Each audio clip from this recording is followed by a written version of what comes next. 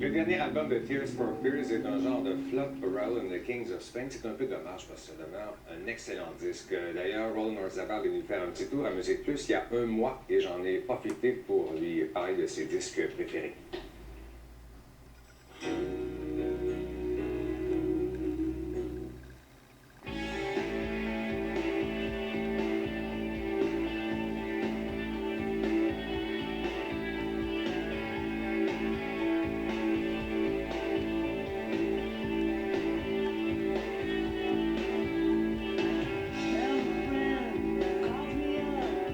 Music that really influenced Roland Orzabal, Part 1. Rain Tree Crow. Yeah, Rain Tree Crow, wow. That's quite recent, what, 3-4-year-old album? 4 years ago, and it's the people from Japan. Yeah. It's so good. His brother, Nick Khan. And they hadn't sort of been together for a while because they'd sort of been doing solo work. They got back together and just started improvising. And it's, in fact, to be honest with you, I think what they had done had listened to Talk Colour of Spring, because it was recorded in exactly the same way. Yeah. And I think the end result is just tremendous. Were you a fan of Japan? Yeah, well, for me, you see, when I started in the early 80s and we were very involved with synthesizers and new technology, I think Japan really got sounds out of this thing called a Prophet 5, which, I mean, I just don't know how they did it. I mean, it's remarkable. It really made me think, God, you know, I really have to sort of work to get something that's good.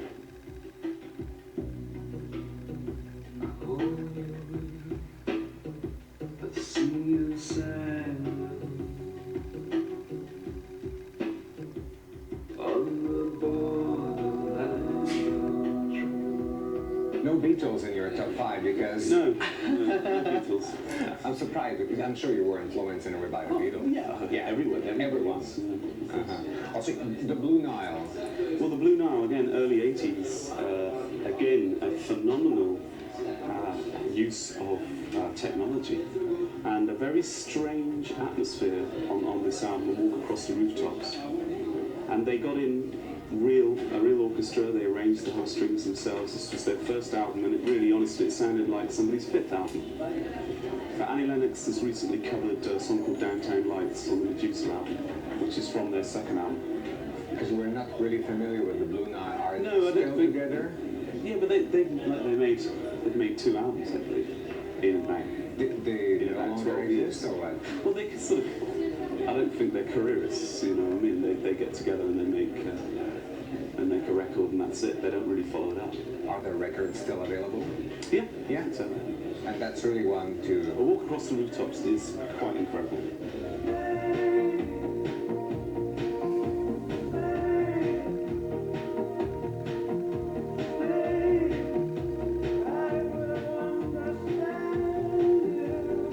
You were mentioning Talk.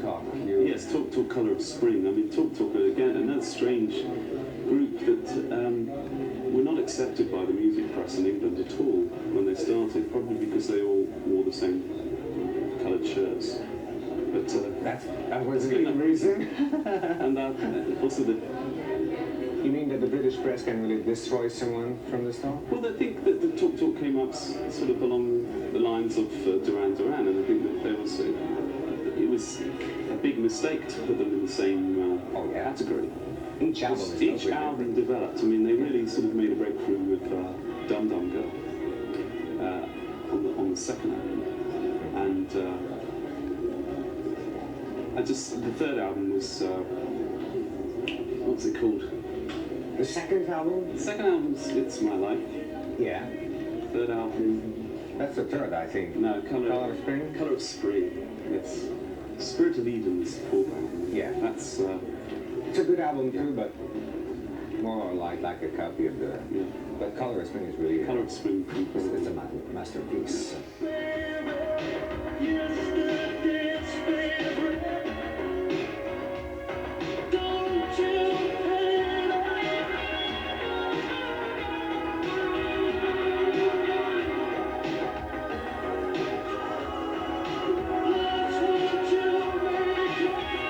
Also, David Byrne and Brian Eno, My Life in the Bush. My Life in the Bush of Ghosts. This was done between Fear of Music by Talking Heads and Remain in Light. But it came out after Remain in Light. That's quite interesting because... Why's that? Well, if you place that album between Fear of Music and Remain in Light, you can see exactly why how they got to Remain in Light. It's exactly the same techniques, it's just that they were singing on it, whereas My Life in the Bush of Ghosts, he uses sampling, strange radio noise and that kind of stuff. And he takes speeches by preachers and he puts them to funk tracks, and it's just an amazing end result. Do you like Talking Heads and... Talking Heads especially, yeah. Yeah. I mean, I'm very fond of complicated music, whether it's Sergeant You're a musician, that's why you analyze it in a different way than the average listener. So whether it's Sergeant Pepper's or Remain in Light, it's just a mastery of arrangement. You like arrangements? Yeah. They can change a song, maybe absolutely. The classic. Yeah. And Brian Eno? You like Brian Eno as well? Well, yeah, I mean, what can you say? He's had a phenomenal career. Yeah. And to conclude, one last thing, Radiohead. Well, an album that came out this year, Radiohead, The Bends. I mean, they sort of made a breakthrough in North America with the song Creep. Although they didn't really make a lot of noise in England. Really? Yes, and... here in Quebec was a smash, you know? So I think The Bends, it's just, again, for somebody's second album, I mean, they just have so much of a handle on what they're doing, lyrically, and the guitar work is super. You think it's a better album than Pablo Honey, their first? I do, yes, actually. Yeah. It's an amazing album. Each track is very, very strong. You think they'll still be around in 10 years? You know, stuff. I do, because I think they're really good at something which a lot of English bands aren't. I say a lot of English bands are sort of really good at being at doing pop music, that kind of throwaway, albeit edgy kind of style. But I think that Radiohead really understand rock music. You know, it's very rare. Yeah, it's a real rock band. Yeah. Thanks. You're welcome.